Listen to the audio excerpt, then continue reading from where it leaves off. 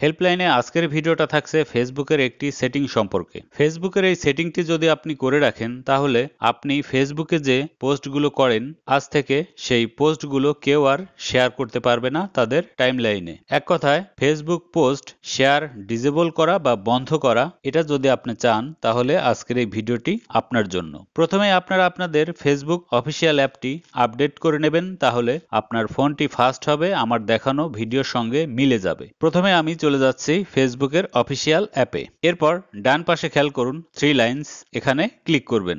এরপর দেখতে পারবেন সেটিং অ্যান্ড প্রাইভেসি, এখানে ক্লিক করবেন। এরপর আবার সেটিংস, এখানে ক্লিক করবেন।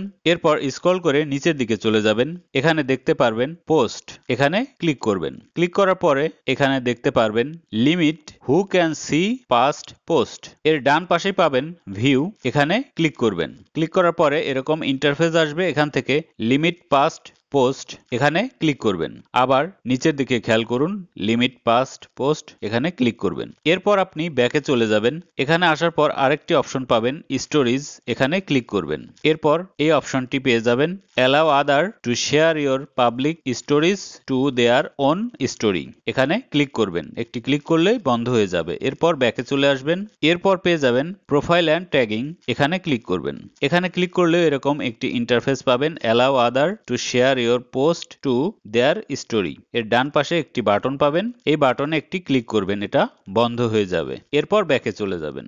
দেখুন আমার আইডির যে পোস্টগুলো আছে তাদের ভিতরে একটি দেখাচ্ছি, এখানে দুটি অপশন আছে, লাইক এবং কমেন্টের, শেয়ার অপশন নেই।